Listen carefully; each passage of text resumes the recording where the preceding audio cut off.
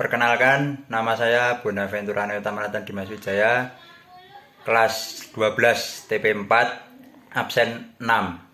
Saya bersekolah di SMK Santo Mikael Surakarta, dan pada kesempatan kali ini saya akan mempresentasikan tentang pemrograman 2 dimensi menggunakan software Mastercam.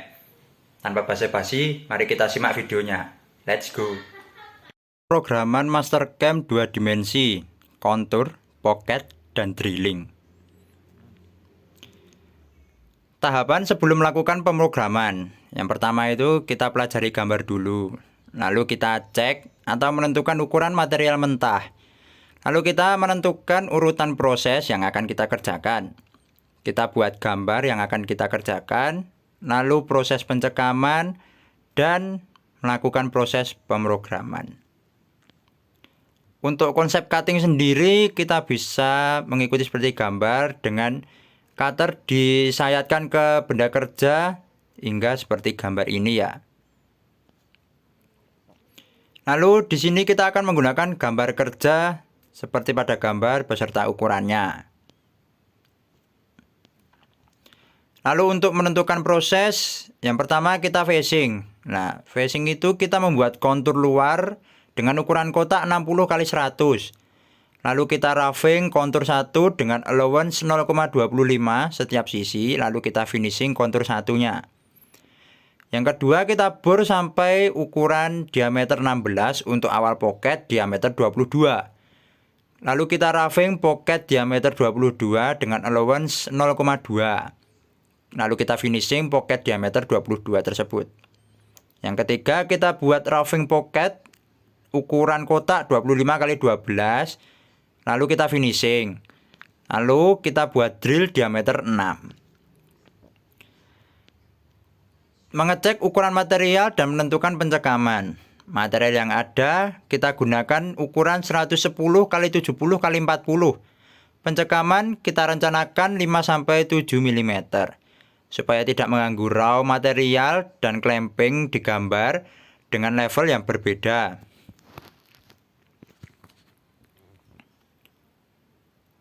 Nah, lalu kita masuk prosesnya. Yang pertama itu kita pilih machine. Lalu yang kedua itu kita klik mill. Lalu kita pilih jenis mesin dan kontrol yang sesuai. Seperti ini ya. Lalu kita memilih stock setup. Lalu masukkan ukuran material. Jika sudah ada gambar material, kita pilih bounding box. Lalu buat window di gambar material. Seperti ini. Lalu untuk facing sendiri kita menggunakan tool face mill diameter 50. Gambarnya seperti ini. Lalu kita memilih tool pad. Lalu kita klik face. Chaining klik pada garis material. Lalu akan muncul seperti gambar anak panah hijau ini ya. Nah, pertama kalau kita klik itu ada yang gambar anak panahnya menuju ke bawah. Lalu untuk menuju ke arah kanan, kita bisa mengklik tombol anak panah 2 ini yang dicoret hitam itu ya. Lalu kan gambar panahnya bisa ke kanan. Lalu kita klik tanda centang hijau ini. Lalu setelah itu akan muncul dialog box seperti pada gambar. Pastikan kita memilih facing pada toolpad type. Kita klik tool. Lalu select library tool. Lalu kita filter dan memilih face mill. Kita pilih face mill diameter 50. Kalau belum ada ya kita pilih diameter 63 lalu kita edit sendiri. Nah, lalu akan muncul seperti gambar kayak gini. Nah, lalu kita ikuti seperti gambar ini langkah-langkahnya. Nah, kita sesuaikan angka-angkanya seperti gambar ini. Seperti ini.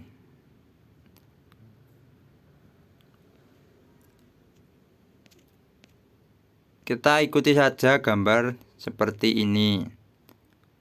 Nah, lalu untuk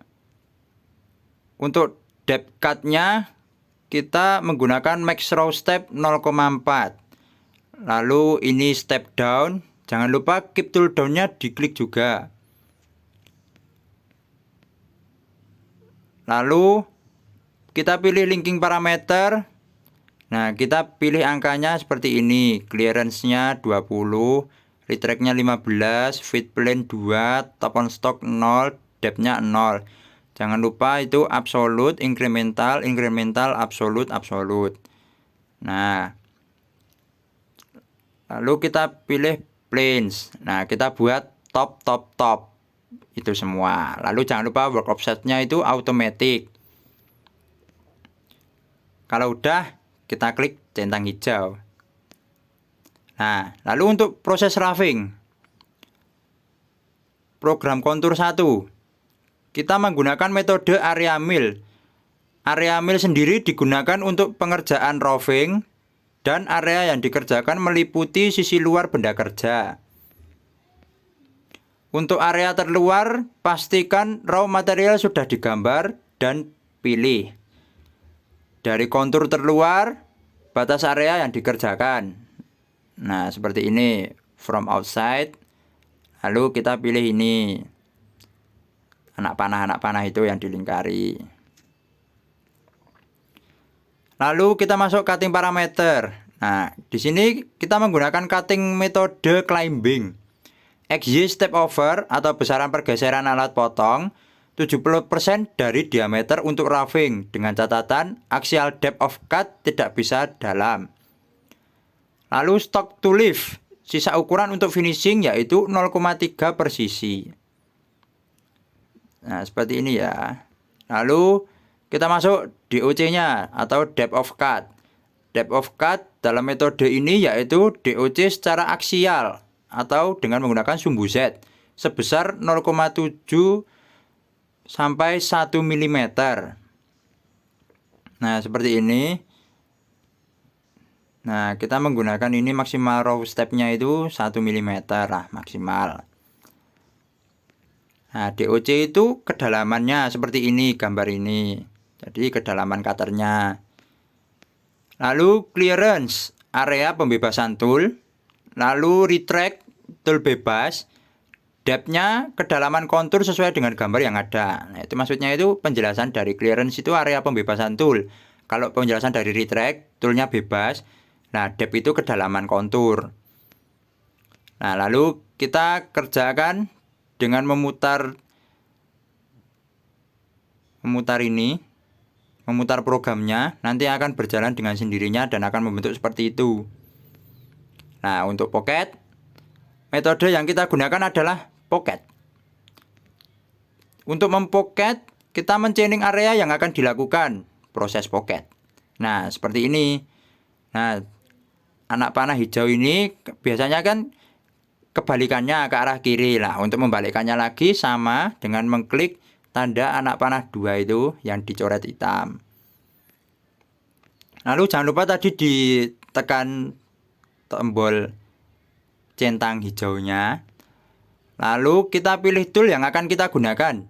Dalam pekerjaan ini karena radius pocket digambar radius 4, maka end mill yang kita gunakan maksimal adalah diameter 8.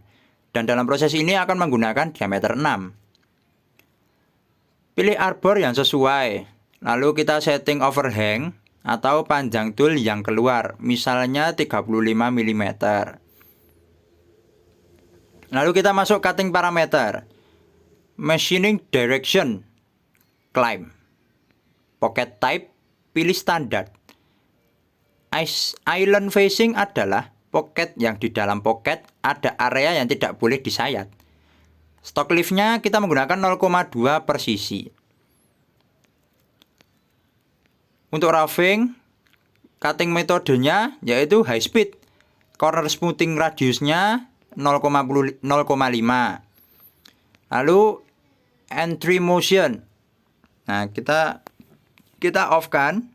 Lalu kita model plunging, yaitu end mill akan secara aksial turun sesuai DOC yang kita setting. Metode ini digunakan jika permukaan benda pada area entry end mill sudah diberi lubang awalan. Untuk rem, End mill akan menuju axial depth of cut dengan gerakan miring, sudut antara 1-3 derajat. Untuk helix, end mill akan menuju axial depth of cut dengan gerakan helix. Nah, seperti ini. Lalu untuk lead in atau out, gerakan alat potong masuk dan keluar dari area yang disayat. DOC atau aksial. DOC aksial untuk pocket yang pejal tidak boleh dalam-dalam. Perhatikan konstruksi dari cutting edge end mill.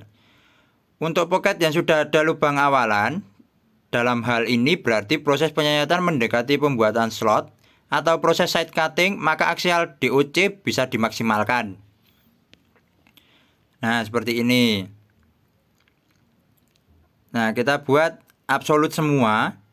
Lalu angkanya kita sesuaikan dengan di sini 20, 10, 5, 0, min 10. Lalu jangan lupa diklik centang hijaunya. Nah, lalu kita jalankan programnya seperti ini. Nah, sekian presentasi dari saya. Terima kasih.